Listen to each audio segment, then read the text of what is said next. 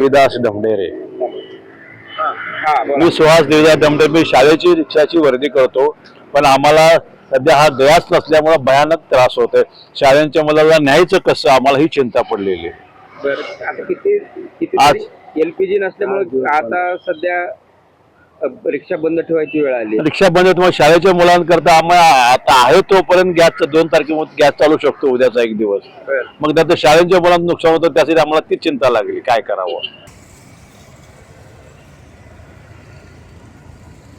काय सध्या गॅस मिळत नाहीये, रिक्षा चालकांना रिक्षा बंद करण्यात येईल. तुमची रिक्षा कशा पद्धतीने चालते सध्या? सध्या तर पेट्रोल ऍडजस्ट केलेलं आहे आम्ही.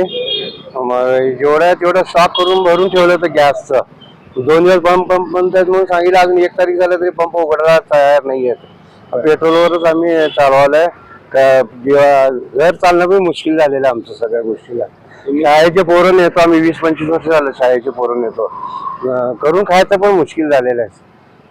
कधीपासून हा त्रास होतोय? आता या 8 दिवस झाला, रोज 2-2 तास नंबरला लावावं लागेल एलपीजी ला सुद्धा. सगळ्या गव्हर्नमेंटचं हेच बरोबर नाहीये सध्या तरी.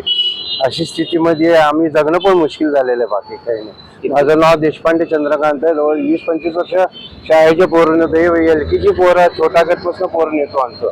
न्यायचं कसं अवघड झालंय, परिस्थिती बिकट झालेली आहे. क्या एलपीजी की तकलीफ इससे 26 तारीख से हो रही है, मगर हमको पड़ता नहीं रिक्शा का. तो पैसा डालने का पब्लिक तो कम पैसे देती, जो है वो रेट देने वाले. 100 रुपये लीटर है, अभी 103 रुपये हुआ, तो पब्लिक वो भाड़ा देती है, वो ये करती है. अभी एलपीजी कम से कम अभी 8 दिन हुआ बंद हो गई, तो कैसा करने का हम रिक्शा वाले, ये बोलो. बंद है, सब रिक्शा वाला बंद रख रहे हैं. सब रिक्शा वाले बंद रख रहे हैं एलपीजी की वजह से. तो हमको भाड़ा भी नहीं पड़ रहा है. अभी स्कूल के बच्चे भी चालू है, तो कैसा पड़वाने वाला हमको. उसका से अभी एलपीजी कब चालू होने वाला पंप हमको तो कुछ मालूम नहीं. क्या विनंती है सरकार को? सरकार की क्या विनंती, अभी ये अब तो वह जंग चालू है, उनका तो क्या प्रॉब्लम नहीं आता.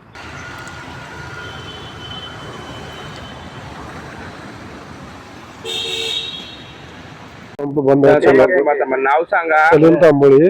हा. सोलापुरातले सगळे एलपीजी पंप बंद आहेत. शाळेच्या वर्दीसाठी खूप त्रास होत आहे. रिक्षा बंद करण्याची वेळ यायला लागली. बंदच झालेले आहेत, काय काय बंद झालेलं आहे. जेवढं आहे तेवढं वापरायला लागलं. तर सध्याला शाळेचे मुलं सोडा तर गरजेचं आहे.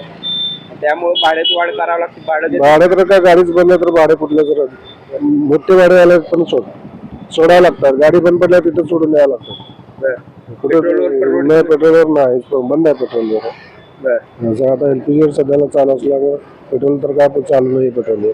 आखाती देशाच्या युद्धाचा परिणाम जो आहे तो सोलापुरात होताना पाहायला मिळतोय. सोलापुरातील एलपीजी वरती चालणाऱ्या साधारणपणे 10,000 रिक्षा जे आहेत ते आता बंद होण्याच्या मार्गावरती आपल्याला पाहायला मिळत आहेत. कारण सोलापूर शहरातील एलपीजी गॅसचा जो आहे तो तुटवडा भासतोय आणि यामुळे काही ठिकाणचे सोलापूर शहरातले एलपीजी गॅसचे पंप आहेत ते आता बंद अवस्थेत आपल्याला असल्याचे पाहायला मिळत आहेत. आपण सध्या सोलापुरातील जुळे सोलापूर या ठिकाणी असलेल्या गो गॅस जो आहे तो या गॅस पंपाजवळ आहे आणि या ठिकाणी पंप जो आहे तो बंद असल्याचं आपल्याला या ठिकाणी पाहायला मिळतं. सोलापुरात साधारणपणे पाहिलं गेलं तर एलपीजी गॅसवरती जे आहे ते मोठ्या प्रमाणात रिक्षा चालतात. मात्र एलपीजी गॅसचा तुटवडा भासत असल्यामुळे जे आहे त्या रिक्षा जे आहेत ते पूर्णपणे बंद आहेत आणि या रिक्षा बंद असल्यामुळे जे आहे ते रिक्षा चालकांवरती जो आहे तो उपासमारीची वेळ देखील जे आहे ते या रिक्षा एलपीजी गॅसच्या तुटवड्यामुळे आल्याचं आपल्याला पाहायला मिळत आहे. एकंदरीत पाहिलं गेलं तर एलपीजी गॅसचा तुटवडा जो आहे तो सोलापूर शहरात मोठ्या प्रमाणात भासतोय आणि यावरती राज्य सरकारने लवकरात लवकर जो आहे तो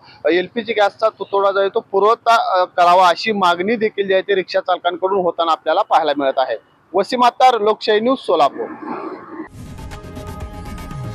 लोकशाही मराठी ऐका, पहा, जागरूक रहा.